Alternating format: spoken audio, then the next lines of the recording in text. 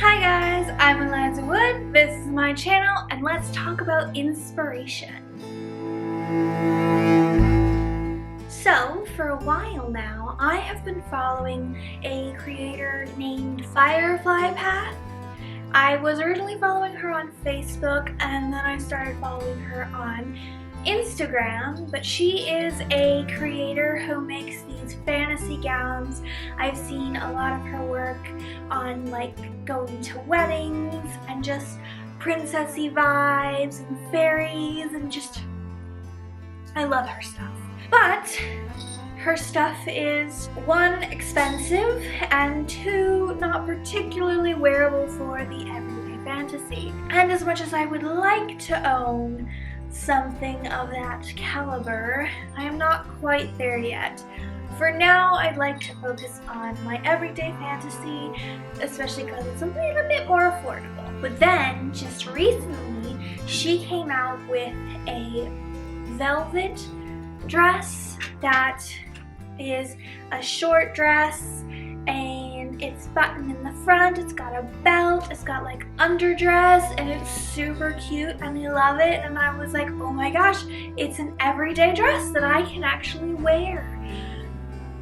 But then I looked at the price of it and I can't afford it, unfortunately. So I thought I can always make one myself, but I don't want to be a copycat.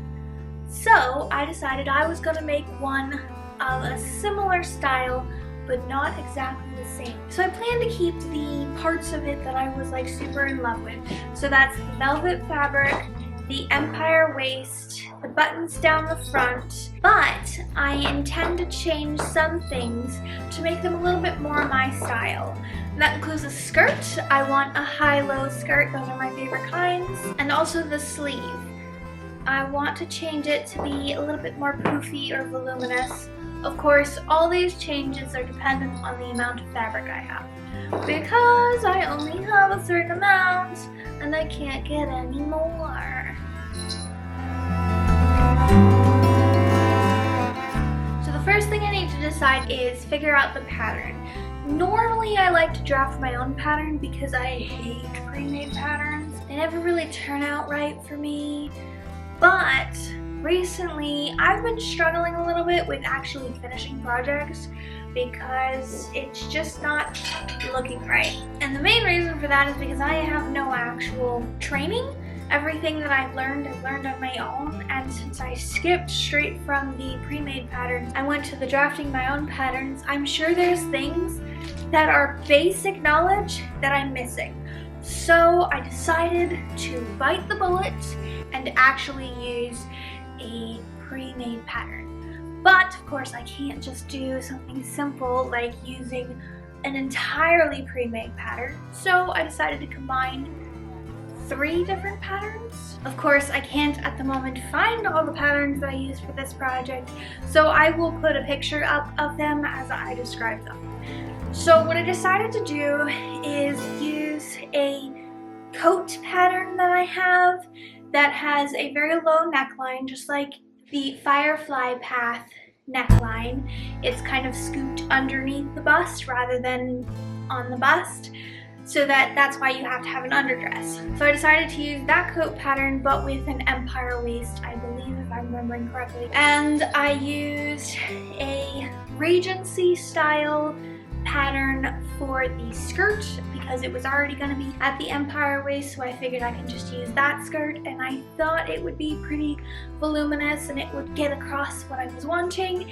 And then technically I used one other pattern, but it was a pattern that I had gotten with the expectation of using it solely for this project because it was a velvet dress.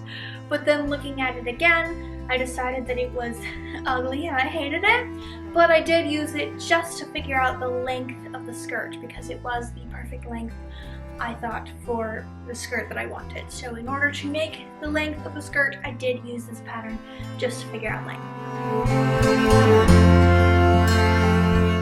Now, as for the actual fabric, I went to Joann's and wanted a velvet fabric, but I didn't want the exact color that the dresses were on Firefly Path, mainly because I like pinks and purples and stuff, and her colors were like reds and greens, which were very pretty. And I probably, if I was able to afford it, would have gotten a red one, but I wasn't able to get a red one. So what I wound up settling on after going around Joann's for like an hour is this velvet fabric, which is really pretty. It's got a deep purplish pinkish color, and it's stretchy, which makes it a little easier to wear. So I thought this would be perfect. The issue, of course, is that it is polyester, so it's gonna be hot. And it's also a little heavy, but I mean, velvet is gonna be heavy. So this is definitely a dress that I will only be able to wear in the winter. And I actually did sew it in the winter, but I never got around to filming the intro and outro until just now. So I was able to wear the dress at least once since I made it, but it's been a while since I've been able to wear it because it is now summertime. But anyway, so that's my fashion fabric, but I didn't want to have this kind of boring purplish fabric on the inside, and also I didn't want the seams to be visible. It's fine if they are, but I didn't want them to be, so I decided to actually line the dress, which I usually don't do because it's a pain in the butt, but I decided to do so. So I got this purple fabric, which is a very similar color, very matchy-matchy. The velvet's a little bit darker than the lining. I think you're usually supposed to use a darker color in the lining than the fashion fabric because it's supposed to be in shadow, so it like makes more sense to be darker.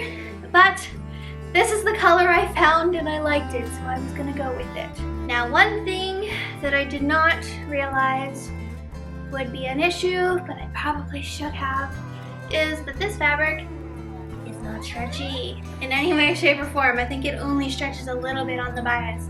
So that was something I had to deal with in the process of sewing. In the future, I'll have to take that into account and pay closer attention to that. But honestly, I think I really did know that it was going to be a problem, but was like, oh no, it'll be fine. I won't have an issue at all. I was wrong.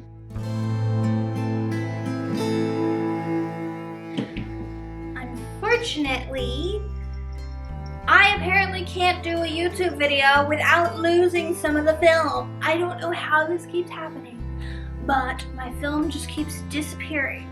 And this is somewhat my fault because I don't have enough space and I keep deleting things in order to make more space for other things. But I thought I had saved this film and it's gone, so I have no idea where it is. But I am missing the first part of putting together the bodice. It's an easy enough process though. Once I found the bodice pieces that I was looking for in the pattern, I just traced them onto a separate pattern paper because I really didn't want to cut into my pattern pieces for these patterns because I expect to alter them. And honestly, if you can avoid cutting into your patterns, it's just better because the patterns come with like 4 different sizes, and what if you change sizes? But anyway, so I found the pattern pieces, traced them onto a separate sheet of paper, and while doing so, a lot of them had a line of the extension spot, which I was guessing and assuming was going to be where the waist is. So when I was cutting out the bodice pieces, I lined up the extension line of the skirt with the extension line of the bodice so that I could figure out where exactly the empire waistband was going to be. Of course, this was all experimental, and if you're going to do this, you really need to do a mock-up. But I didn't want to, so I didn't do a mock-up. Once my pattern pieces were traced onto a separate sheet of paper, I then cut that out and used it to cut out my fabric pieces. The one nice thing about the pattern pieces of a pre-made pattern is that it comes with 5/8 inch, or most of the time 5/8 inch seam allowance. It's different for every pattern, so make sure you check your own pattern to make sure that it is actually 5/8 inches. But luckily, all 3 of the patterns that I used were a 5/8 inch seam allowance, so I didn't have to worry about a seam allowance. It is much larger than I'm used to. I usually do a 1/2 inch seam allowance, so it just seemed crazy big to me.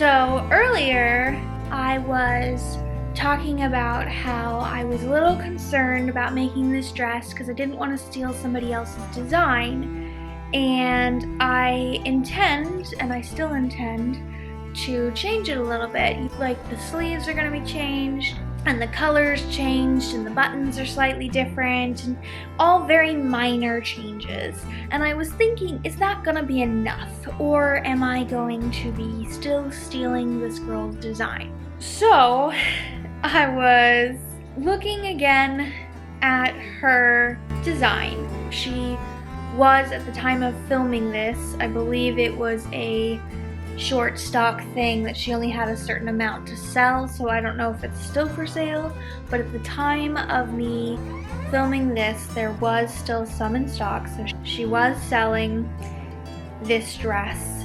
And in the sale where it's got all the pictures of this dress, there is also a very short video of a fashion show by, I want to say Betty Boop, but that doesn't sound right.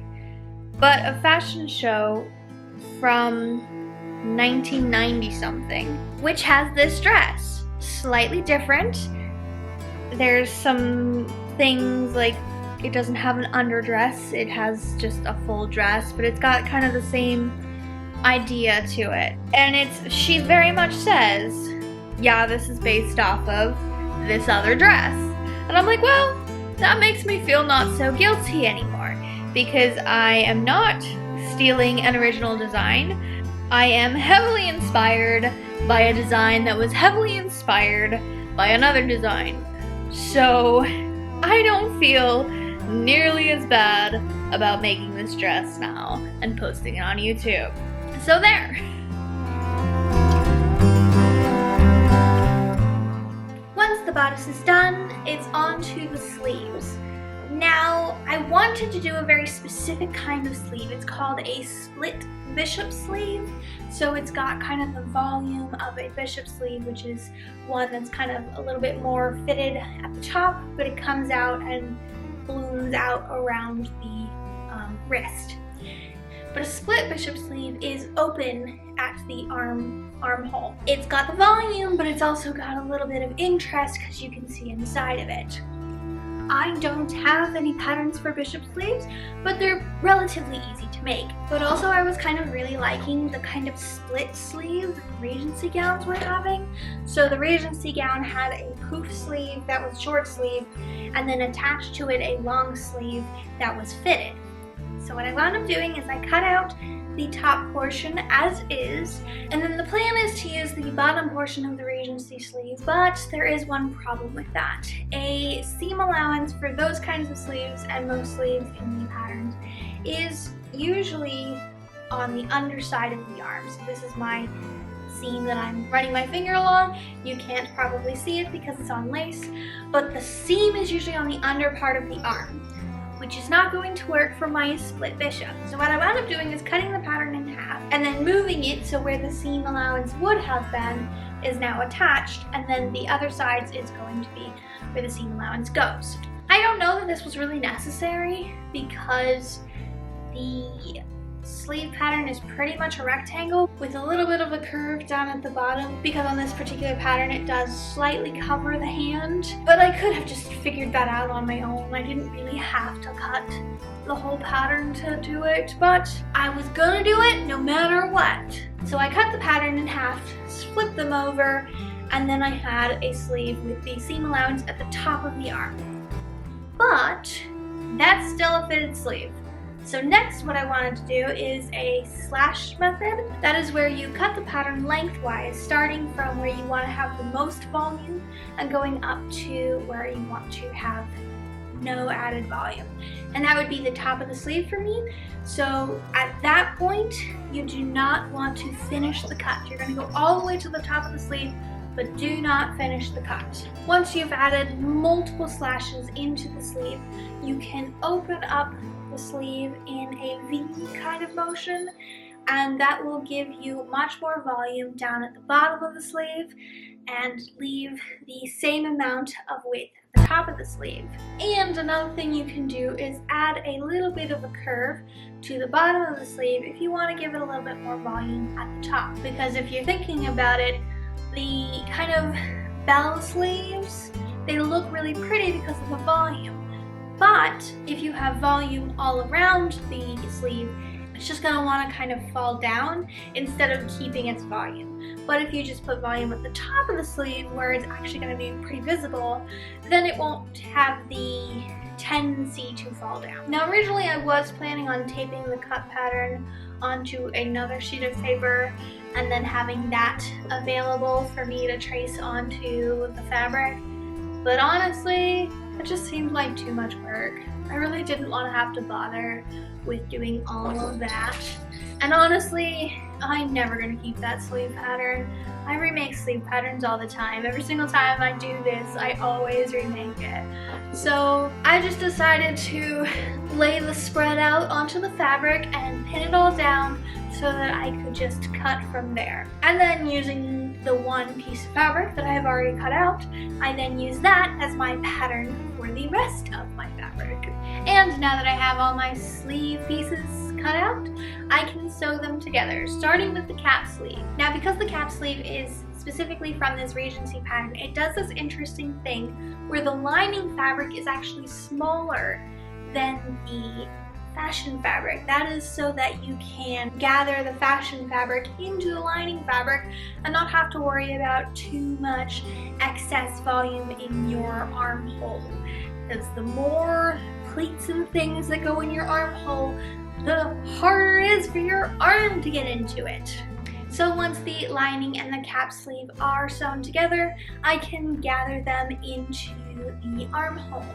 This is the first instance in which I'm actually putting the fashion and lining layers together, and that's because this is the only place where I'm gonna have to do some weirdness with my lining in order to cover up seams, because you can't just slide a sleeve into another sleeve for the lining. It just doesn't work that way. Since the bishop portion of the sleeve is going to be open, there is no seams that I have to hide, but I do have to hide the raw edges of the opening.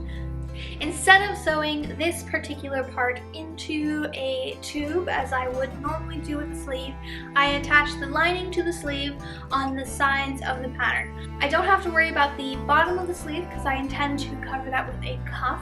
And I also cannot close the top of the sleeve because that's going to be what hides the lining seam of the cap sleeve. Once the two are attached together, I'll flip them right sides out and we have a nice kind of bag that I can then make into my sleeve. Now, one thing with velvet is it's really hard to iron because you can crush the thing that makes it velvet. I know there's a word for that, but honestly I can't remember it off the top of my head right now. So I didn't want to iron this connection between the fashion layer and the lining layer, but it's going to be open and visible, and I was really afraid that it was going to start creating this kind of wibbly wobbly, churning itself inside out kind of thing, and I really didn't want that to happen. But also I really didn't want to have any sewing lines outside on the velvet because I thought it would be pretty noticeable to have a stitching indent on my fabric. What I wound up doing instead is just holding the seam allowance against the lining layer and then sewing the lining layer to the seam allowance, but leaving the fashion layer out on its own so it would not be attached to this sewing. That way the lining is kept in place just by its attachment to the seam allowance. Now the way the cap sleeve is supposed to work is you're supposed to do 2 lines of gathering stitches on the bottom of the cap sleeve so that you can gather it into the actual sleeve. I did do this. I did the 2 rows of gathering stitches using the largest stitch I could do on my sewing machine. However, the thread I was using is not very good thread. It is actually more of a fashion thread than a structure thread, so it wound up snapping in the middle of me gathering, and I didn't want to take out everything that I had already done. What I wound up doing is just kind of gathering it by eye and hoping it looked okay. For the most part, I was able to gather it using the stitches, but there's definitely some places where I was just gave up and just kind of did it as best I could. And then of course I need to do the cuffs. For the cuffs, I just wound up cutting out a strip of fabric in the velvet fabric that I could wrap around the bottom and made it about the right size to go over my fist, because I did not want to have to deal with a sleeve that was too small. That would suck.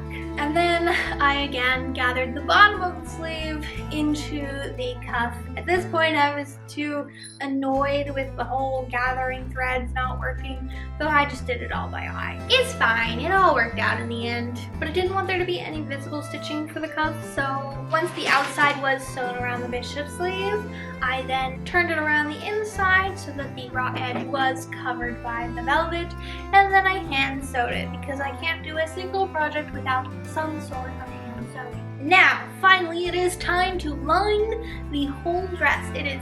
The dress is sewn together, the lining is sewn together but separate except for the sleeves, which are attached to the dress.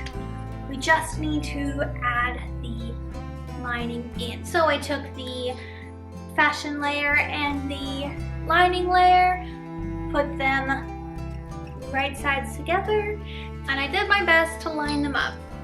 Now this is where I made a stupid mistake.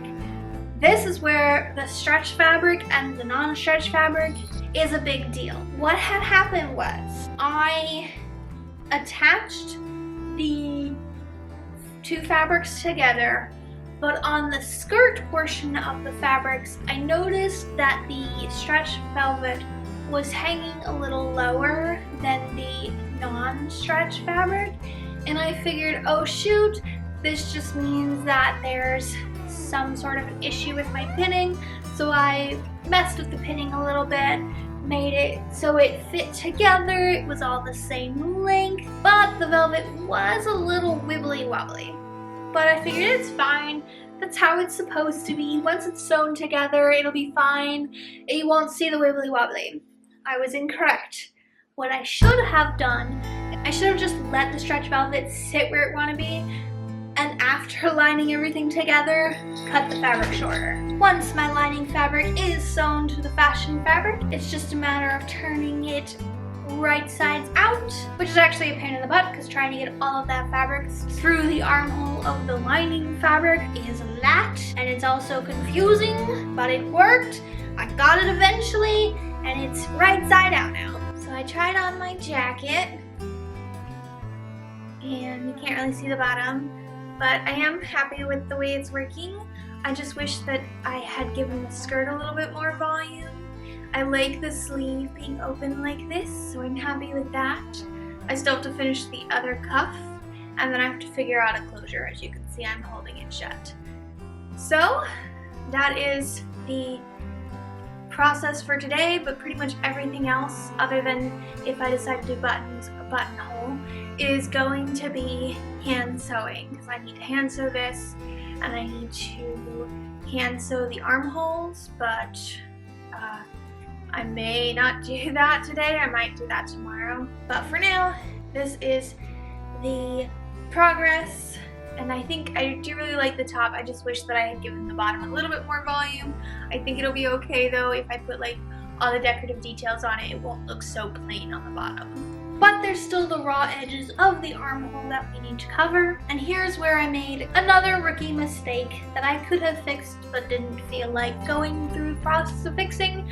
And that is that I did not iron my lining seam allowance before attaching it to the fashion layer. If you iron the seam allowance before attaching it to the fashion layer, you'll have a pre-folded fabric that you can line up to the fashion layer as needed, and you won't have to worry about any wonky shapes. I didn't do that, so I just did my best to make it line up by eye. I think I did an okay job. It's not noticeable, which is all I care about, but I'm almost certain that I did not get a perfect armhole. So there is that. But the way I did that is by simply folding the armhole of the lining inward and then pressing it against the armhole of the fashion layer so that it covered all seam allowances. This is why you're supposed to put the lining of the sleeve on before attaching the lining of the rest of the dress, because now you can cover the lining of the sleeve with the bodice lining. Once it's folded in and attached, then it's simply I've been calling it a ladder stitch, but honestly I don't really know what kind of stitch it is, but it's the stitch you use to close up a pillow. So it's still not visible, but it'll close up that portion of the bodice. Now all this time, I have been trying to decide how I want to do the closure of this dress. The closure of the dress that Firefly Path makes, it has buttons in the front, but it is actually a zipper closure. So the buttons hide the fact that there is a zipper underneath the button placket. I, however, hate zippers. They make life so much easier when you have them on the actual dresses, because you don't have to worry about buttons or lacing or anything like that, but I hate working with them. I hate them so much. I also generally don't like the way they look, especially in the front. Of course, I have a button placard on this particular pattern because it came with one on my pre-made pattern. So I could technically hide the zipper under the button placard just like Firefly Path did, but I hate zippers. I hate them so much. Don't want to deal with them. So I decided I'm going to use the buttons. That's what they're there for. I can have a button closure. So off to the button foot I go. Now this foot is a pain in the butt, and I only just recently figured out how to use it, and I'm still struggling. I had to try it on scrap fabric like 6 or 7 times before I got it to work, and even then I was struggling on the actual piece. But I was able to get it to work. I got my button foot to sew all of my buttonholes, and then I used my seam ripper to rip out the whole part of the button. There is a hack to cutting your buttonhole where you put a pin on either side of the buttonhole, and then you can use your seam ripper to go through up until the pin where the pin will stop it. However, I don't know why, but it just makes life more difficult for me. Whenever I do that, I actually make it worse. So I did it by eye again, and I think there was 1 or 2 buttonholes that I did actually mess up, but it's not super noticeable, so you'd never know. And then using where I've lined up the buttonholes, I marked the other side of my bodice and sewed by hand my cherry blossom buttons. Why cherry blossom buttons, do you ask? Because it's the only kind of buttons I can find that work with the project. But I like them, so everything is fine.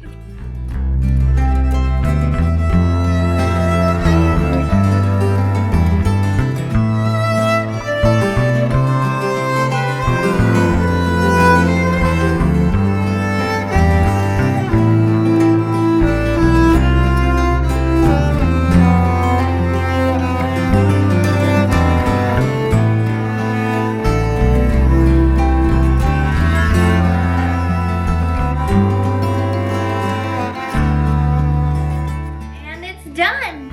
I am super happy with it. There is some things that I'm not so happy with, but that's what happens when you don't make a mock-up. So a couple things that I am not happy with. One, I wish that the skirt had a little bit more volume. It's a very flat skirt. I thought that the Jane Austen skirt would have a little bit more volume because it does at the bottom, but it's a long skirt, so it takes a while to get to that volume, whereas the kind of volume I was hoping for should have been an immediate volume. That's my own fault. I should have realized that. It is what it is. The other issue, which is not so much something that I could have fixed with a mock-up, is that my velvet fabric is a stretch fabric, but the lining fabric is not a stretch fabric.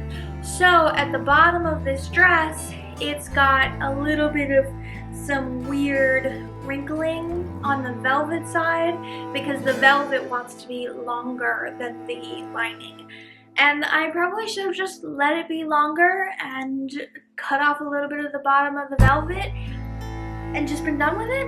But I didn't. I made it fit, and therefore I am suffering for it. And then also the bodice is a little bit bigger than I was thinking it was going to be. I forgot that this pattern is a jacket pattern, which means that the shoulders are generally longer because they have to take into account whatever you're wearing underneath the jacket. So I wish that the shoulder had been a little bit shorter so that the sleeve would be more on top of my shoulder, which would give it a little bit more volume. And I wish that the back was just a little bit smaller. I had considered doing the tie back like it has in the pattern, but the tie back I thought would interfere with the belt, which I can't make a belt because I don't have a belt buckle, but eventually I plan on making a belt. So right now I just wear this random other belt, which is perfectly acceptable. Now that's the things that I do not like about this. What I do like about this is just the overall look of it. I am so excited with the way it looks. I love it with the belt. I think that's super cute. The Sakura buttons turned out really well. I'm really surprised that they aren't doing any weird pulling, which is what I was kind of expecting. I really like these sleeves. If I get too hot or anything, I can just drop the sleeve and it doesn't look weird to just have it hanging there. So I kind of have two different options for my sleeve. And it's actually kind of hot right now, so I'm gonna go ahead and take it off. I definitely want to make some sort of underdress to wear with this, especially because this blouse is super hot. But I think for now it's super cute and it can pair with many things. I'm currently wearing it as a dress, but I could even put pants underneath it and it would be so cute. And I think this will definitely be a big piece for me to wear in the colder seasons. It's too hot to wear in the warmer seasons, and unfortunately I live in the southern states, so it's already the warmer season even though it's only like April. But this will definitely be part of my winter wear. And I think it'll last a while. I did use the wrong kind of thread, which is causing some issues because it's snapping pretty easily. So I already have to fix the armband here because it's coming apart because the string snapped. But they're easy enough to fix and I'll just get better thread next time. And there you have it.